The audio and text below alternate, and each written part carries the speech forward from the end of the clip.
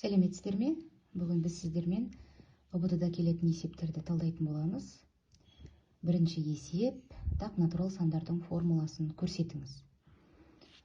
4 вариант берілген, яғни бұл жерден дұрыс тек бір вариантты таңдауымыз керек. n азайту 1, n қосу 1, 2n азайту 1, 2n. 2n-ді біз ала алмаймыз, себебі 2n ол жұп сандардың формуласы.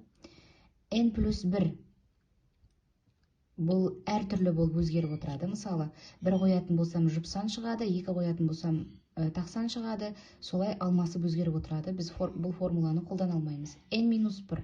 Бірден бір алсам 0 шығады, екіден бір алсам 1 шығады, үштен бір алсам 2 шығады, тағы сол сияқты бұл жерде де сандар алмасып отырады. Тақсан болады, жұп сан болады. Ал енді 2n минус 1 формуласы, мінекей, бұл тақсанның формуласы. Себебі n-нің орнына 1 қоятын болсақ, 2n азайту 1 тең болады, 2 азайту 1, 1 шығады. Яғни бірден бастап шығады. n тең 2 қоятын болсам, 2-ні 2-ге көбейтіп, 1 алып тастаймын, 4-тен 1 аламын, 3 шығады. Сондықтан, мінекей, с вариантын таңдаймыз. Мына бірінші вариант мүлдем келмейді, себебі натурал сандар деп жазылған. Екінші вариант келмейді, себебі тақ, жұп сандар араласып шығады. Төртінші вариант ол жұп санның формуласы. Екінші есеп, өрнегін есептеңіз дейді. Бұл біздерде комплекс сандар берілген. Енді есептеп көрейік. 3 қосу 4i, 5 азайту 2i. 2 комплекс санның көбейтіндісі нақты бөлігі деп аталады, жорамал бөлігі деп аталады. Мұнда да нақты бөлігі және жорамал бөлігі. Жақшан ашамын, 3-ті 5-ке көбейтемін, 15 азайту, 3-ті минус 2i-ге көбейтемін, 6i, 4i-ді 5-ке көбейтемін, қосу 20i, 4i-ді минус 2i-ге көбейтемін, минус 8i-дің квадраты. Және сіздер жақсы білесіздер, i-дің квадраты минус 1-ге тең болатындығын комплекс сандарда. Тең болады, ұқсастарын біріктіремін. 15 қосу 20i-ден 6i алам, 14i, 8 минус 8-ді минус 1-ге көбейтемін, плюс 8 тең болады. 15-ке 8 қосамын, 23 қосу 14i.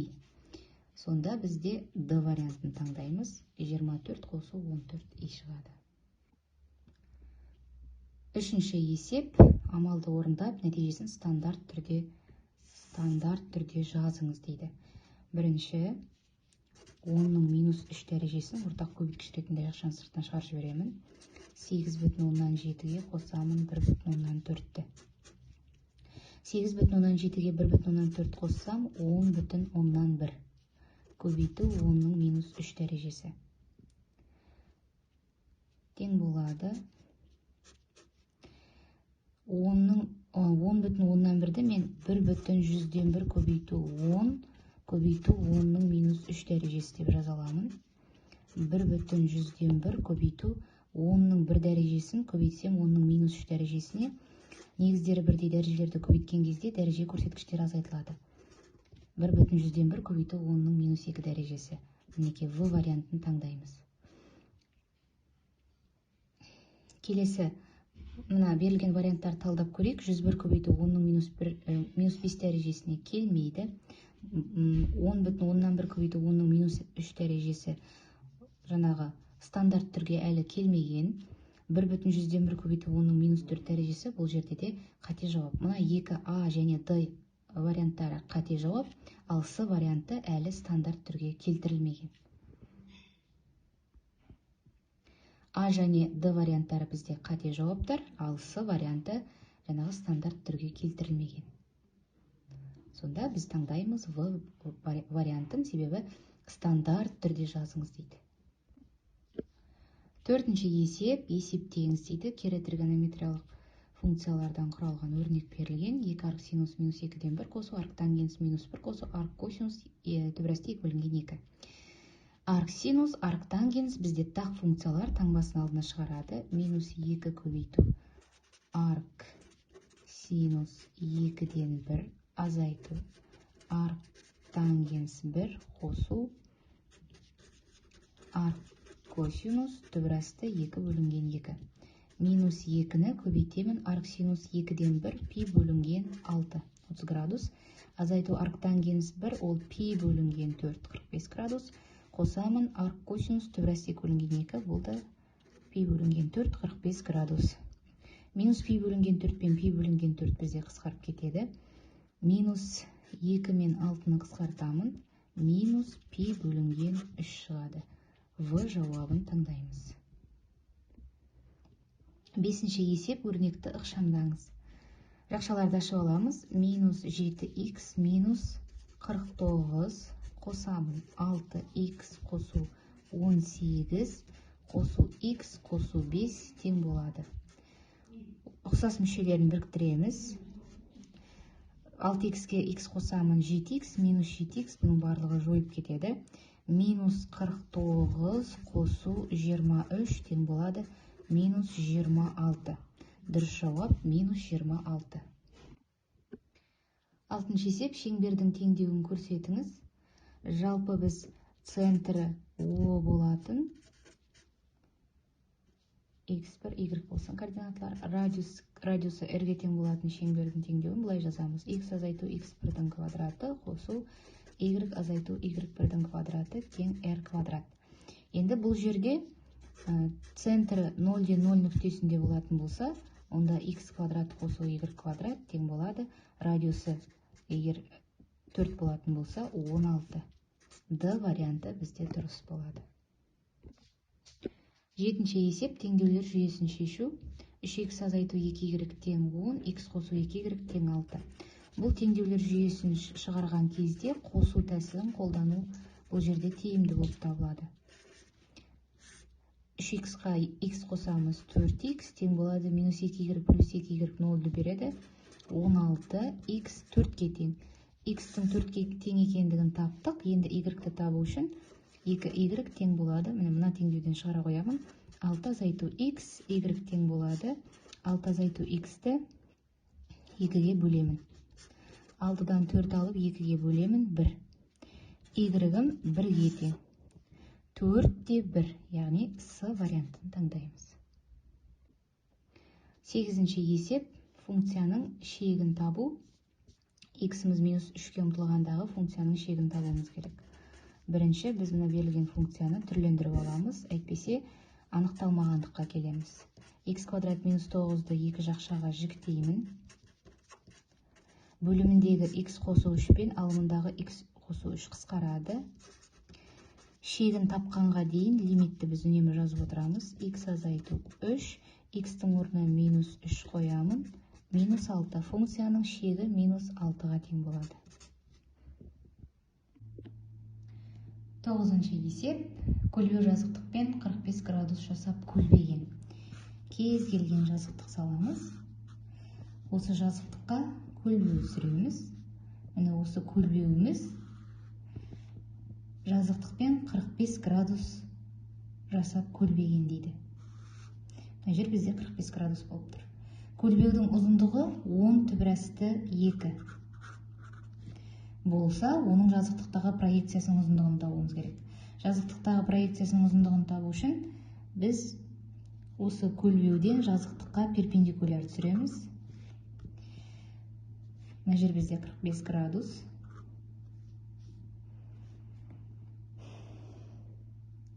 Енді әріптермен белгілесем АВС. АВ бізде көлбеу 10 түбірасты 2-ге тең. Бұрыш А 45 градус. Және ВС асының тең екенін көруге болады. Себебі С бұрышы 90 градус, А бұрышы 45 болса, онда В бұрышы да 45. Асы мен ВС-ның тең екенін байқаймыз. Бұл жерде Пифагор теоремасында қолдануымызға болады. Яғни А квадратқа Б квадратты қосқанда С квадрат. Катеттерінің квадраттарының қосындысы гипотенузаның квадратына тең. Бізде 2 катеті тең, сондықтан 2А квадрат тең болады С квадрат. 2А квадрат тең 10 түбірасты 2-ның квадраты. 2А квадрат тең болады Так, мына жерде 200. А квадрат тең болады, 200-ді 2-ке бөлемін 100. А тең 10-ға. Сонда Асы 10. Біз С вариантын таңдаймыз. Жазықтықтағы проекциясы Асы 10-ға тең. 10-шы есеп, диаметрі 16 метр болатын сфераға жанама жазықтықта жататын нүктеден сфера центріне дейінгі қашықтық 10 метр. Сферамызды салып алайық.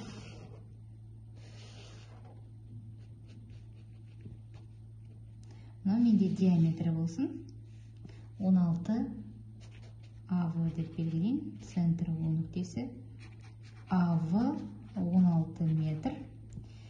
Жанама жазықтықта жататын, жанама жазықтығымды саламын. Жанама жазықтығы альфа болсын. Жанама жазықтықта жататын нүктеден, кез келген бір нүкте алайын, С нүктесі. Сфера центріне дейінгі қашықтық.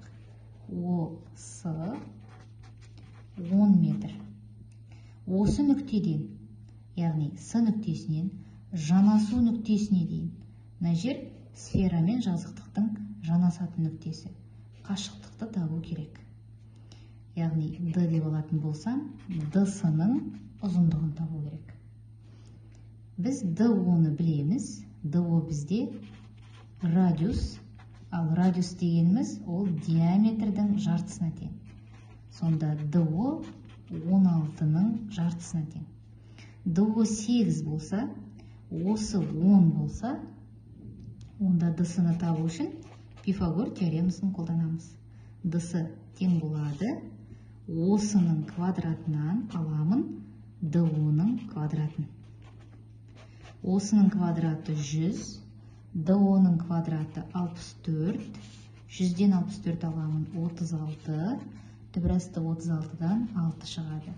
DS-ның ұзындығы 6 метр. 11-ші есеп, теңдеуді шешіңіз. Тригонометриялық теңдеу беріліп тұр. Косинус квадрат 2х азайту синус квадрат 2х тең 2-ден 1. Біз өзіміз білетін косинус квадрат альфа азайту синус квадрат альфаның косинус 2 альфаға тең болатындығын білеміз. Енді бұл жерде косинус квадрат 2х азайту синус квадрат 2х косинус 4х болады. Косинус 4х тең болады 2-ден 1, 4х тең болады плюс минус, ар косинус 2-ден 1 қосу 2 пен n тиісті z. 4х тең болады плюс минус, ар косинус 2-ден 1 пи бөлінген 3 қосу 2 пи n тиісті z. 4-ке бөлемін, x тең болады плюс минус пи бөлінген 12 қосу 2 пи-ді 4-ке бөлемін, n тиісті z. x тең болады 2 мен 4 қысқарады, плюс минус пи бөлінген 12 қосу пи-н бөлу 2 n тиісті z. Теңдеудің шешімі Б жауабы. 12-ші есеп, теңсіздіктер жүйесінің шешіміне сәйкес келетін дұрыс нұсқаны табыңыз. Теңсіздіктер жүйесінің шешімі кесінді интервал, жарты интервал немесе ашық сәуле болатындығын табуымыз керек. Ол үшін теңсіздіктер жүйесін шешпес бұрын мына бірінші теңсіздікті түрлендіріп алайық. 0,75-ті 2-ге көбейтемін. 1,5 x азайту 2 қосу 1 кем немесе тең 5-ті 2-ден 1х-қа көбейтемін. 2,5 x қосу 5-ті 5-тен 4-ке көбейтемін. 4. 2x кем 4-ке. 1,5x 2,5x минус x кем немесе тең. Так, минус 1 мына жаққа барам 5. X кем 4 2-ке бөлемін 2. теріс санға бөлген кезде теңсіздік белгісі қарама қарсыға ауысады. Кем немесе тең болып еді, енді артық немесе тең болады. 5-ті минус 1-ге бөлем, минус 5, x кем 2-ден. Координатлық түзуге саламыз. Минус 5, 2, минус 5-тен артық, 2-ден кем. Минус 5-тен 2-ге дейін теңсіздіктің шешімі. Бұл бізде жартылай интервал деп аталады. 13-ші есеп функцияның графигін пайдаланып, функцияның теңдеуін табу керек. Бұл жердегі өте жақсы бізге подсказка болатын. Бұл мына жердегі нүктеміз. Бұл нүктенің координатасы 0-де минус 1. Яғни байқап тұрсаңыздар, біздің функциямыз бір-бірлікке төмен түскен. Сонда y тең болады 2 еселенген минус x түбір астында азайту 1. Осы нүктені тексеріп көруімізге де болады қайтадан. Y-іміз бізде минус 1-ге тең, x-іміз 0-ге тең, 2 түбір астында 0, минус 1 тең минус 1. Неке, мұна нүктеміз осы теңдеуді қанағаттандырып тұр. Немесе суреттен де байқауға болады, біздің графигіміздің бір-бірлікке төмен түсіп тұрғандығы. Сонда дұрыс жауап бізде С варианты болады. 14-ші есеп ұзындығы 12 см болатын АВ кесіндісінен кездейсоқ С нүктесі алынды. Бұлай салып көрейін, АВ кесіндісі болсын, кездейсоқ С нүктесі алынған. Қабырғасы А-сыға тең квадраттың ауданы 36 см квадраттан үлкен және 81 см квадраттан кіші болуының ықтималдығын табыңыз. Мысалы, А-сы квадрат болатын болса, осы квадраттың ауданы 36 мен 81-дің арасында болу керек. Бізге АВ кесіндісінің 12 екені белгілі.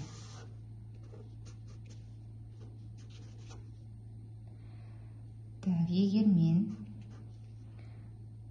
36 мен 81-дің арасы дегеніміз, демек оның квадраттың қабырғасы 6 мен 9-дің арасында жатады деген сөз. Яғни 6 сантиметрден үлкен болу керек, бірақ қабырғасы 9 сантиметрден кіші болу керек. Сонда номенде 6 болса, 6-дан үлкен сандарды қарастырамын, бірақ 9-дан кіші сандарды қарастырамыз. Сонда мұна бір жердегі аралық, осы бір аралықтағы кез келген сан болуы мүмкін қабырғамыз. Сонда байқап отырсақ, біз 12-ні 4 бөлікке бөліп отырмыз. Былайша айтқанда, мына жерде 1-ден 3-ке дейін, 3-ден 6-ға дейін, 6-дан 9-ға дейін, 9-дан 12-ге дейін. Барлығы бізде бүтін болатын болса, яғни сол бүтінді 4 бөлікке бөліп, соның тек қана бізге қажеті ол тек мына жердегі бір бөлігі ғана. Сонда ықтималдылығы 4-тен 1-ге тең, немесе 0,25-ге тең. 15-ші есеп қабырғалары 4 см және 5 см сүйір бұрыш 60 градус болатын параллелограммның сүйір бұрыштарының төбелерін қосатын диагональдарын табыңыз дейді. А, В, С, Д параллелограмм болатын болса, қабырғалары 4 және 5, сүйір бұрышы 60 градус болсын. Осы сүйір бұрыштарының төбелерін қосатын диагональды табуымыз керек. А-сының ұзындығын табуымыз керек. Егер А мен 60 градус болатын болса, онда В мен Д бізде 120 градустан. Енді косинустар теоремасын қолданамын. А-сы квадрат тең болады. АВ квадрат қосу В-сы квадрат азайту 2АВ көбейту В-сы көбейту косинус 120 градус. А-сы квадрат тең болады. 4-тің квадраты 16, оған 5-тің квадратын қосамын. азайтамын 2 көбейту 4 көбейту 5 көбейту косинусты келтіру формуласы арқылы 180 азайту 60 градус деп жазамын. Асы квадрат тең болады 16-ға 25 қосамын 41 азайту 8 40 көбейтемін косинус 60 градус ширегін қараймыз. 180-нен 60 аламын, екінші ширекте косинустың таңбасы минус, мына жердегі минусымыз плюс болып кетеді. Тең болады 41 қосу 40 көбейту косинус 60 градуста 2-ден 1-ге тең. 41-ге қосамын 20 тең болады 61. Асы квадрат бізде 61 болса, асы түбірасты 61-ге тең. Түбірасты 61.